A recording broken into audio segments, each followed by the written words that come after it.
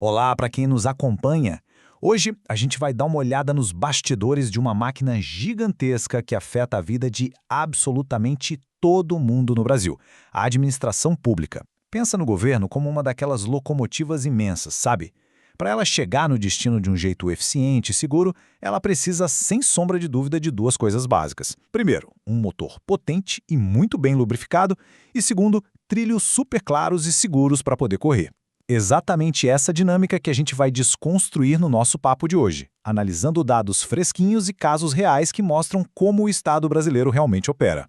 E aí, a grande pergunta que não quer calar quando a gente olha para essa máquina estatal é, afinal, o que exatamente mantém uma estrutura tão complexa e pesada rodando no dia a dia? Na grande maioria das vezes, a gente só enxerga o resultado final lá na ponta, né? Uma estrada novinha, um posto de saúde funcionando, mas quase nunca a gente para pensar nas engrenagens, nos mecanismos que realmente fazem o dinheiro público girar e esses serviços chegarem até a população.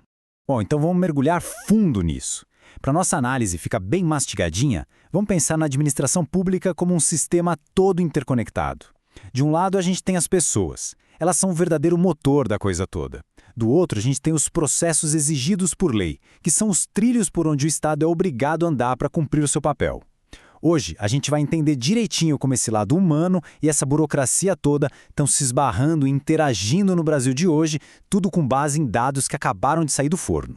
O nosso roteiro de hoje está dividido em 5 partes bem diretas. Primeiro, a máquina do Estado. Segundo, a valorização do motor. Terceiro, o labirinto das licitações. Quarto, quando o sistema falha. E, para fechar, o treinamento para o futuro. Bora lá? Ponto número 1. A máquina do Estado e como entender os seus componentes centrais. Parte 2. Valorizando o motor, que é a reestruturação do Serviço Público Federal. Olha, para que qualquer serviço prestado à população realmente melhore, a base humana precisa de atenção, concorda? Sem um motor ajeitado, ter trilhos perfeitos não serve para muita coisa.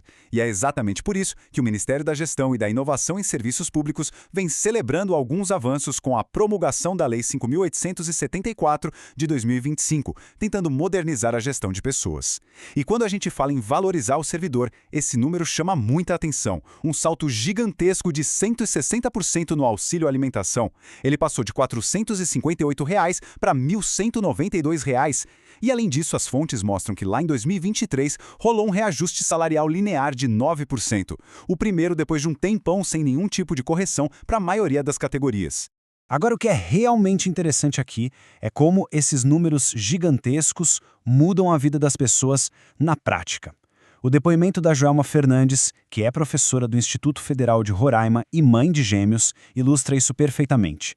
Ela conta que o reajuste da assistência pré-escolar, que foi para R$ 526,34, dá um fôlego enorme no orçamento de casa, principalmente agora que as crianças estão começando na escola e as despesas não param. Isso deixa super claro que modernizar o governo também significa dar um respiro financeiro para quem faz a roda girar todos os dias. E detalhe, essa modernização não para só no servidor concursado não, ela abraça a galera terceirizada também. Esse pessoal rala muito dos bastidores e é absolutamente essencial para o governo funcionar. As mudanças trazem coisas muito importantes, tipo a redução da jornada de 44 para 40 horas semanais e o melhor, sem cortar o salário.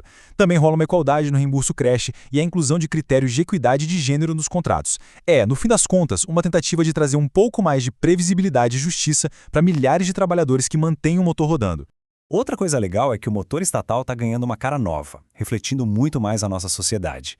Dados bem recentes do Ministério mostram que as mulheres já ocupam quase 43% de todos os cargos de liderança na administração pública federal.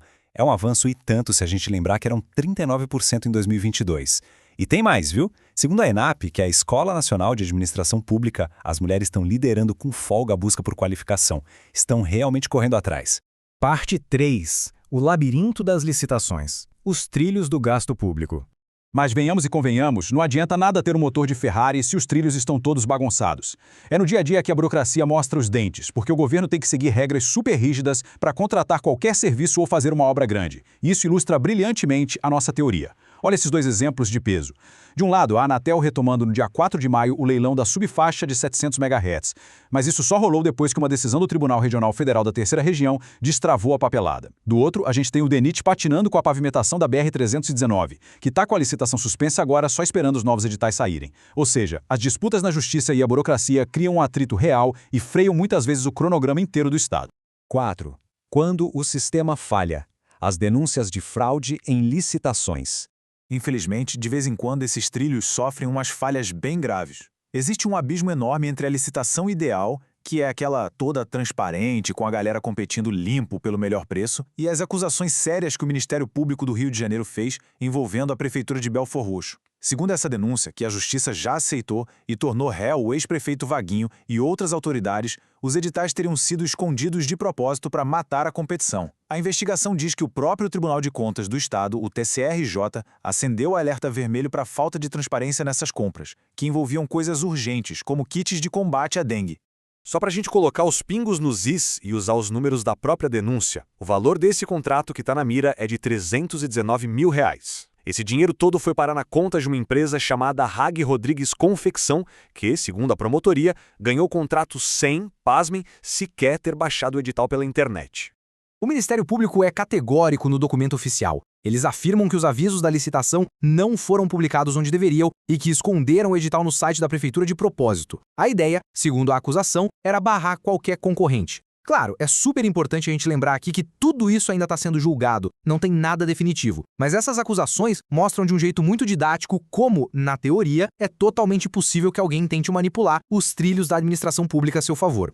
Número 5. Treinamento para o futuro. A manutenção dos trilhos. Tá, mas e aí? Como o governo tenta garantir que a máquina não quebre? Ou pior, que não seja fraudado? Porque criar lei nova é fácil, difícil é capacitar a equipe para manter tudo nos eixos. Vamos dar um pulo no tempo e ver como isso se constrói. A nova lei de licitações, que é a Lei 14.133, nasceu lá em 2021. E agora, no começo de 2026, ela vai bater a marca de 5 anos. Exatamente por isso, para manter esse motor sempre atualizado, Curitiba vai receber o 6º Congresso Paranaense de Licitações no final de maio de 2026. É o tipo de evento que é a pura manutenção do maquinário estatal rolando nos bastidores.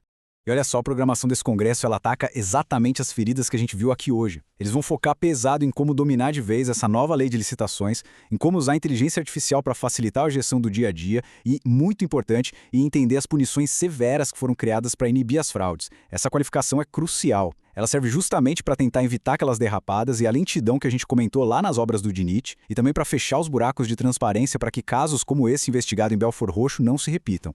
Bom, isso leva a gente para uma reflexão final bem importante. Será que só modernizar a equipe e mudar as leis no papel vai ser o suficiente para finalmente colocar os trilhos dos gastos públicos brasileiros nos eixos? Fica muito claro que tocar um país exige um malabarismo gigante. A gente precisa valorizar e dar poder para as pessoas que fazem a máquina andar, o tal do motor, mas ao mesmo tempo precisa fiscalizar e blindar muito bem a burocracia, que são os nossos trilhos. É um trabalho que literalmente nunca acaba. Então fica aqui o convite para a gente continuar de olho aberto, porque no fim do dia são esses bastidores que definem se o nosso Estado é eficiente e justo de verdade. Um abraço para todos que nos acompanharam e até a próxima.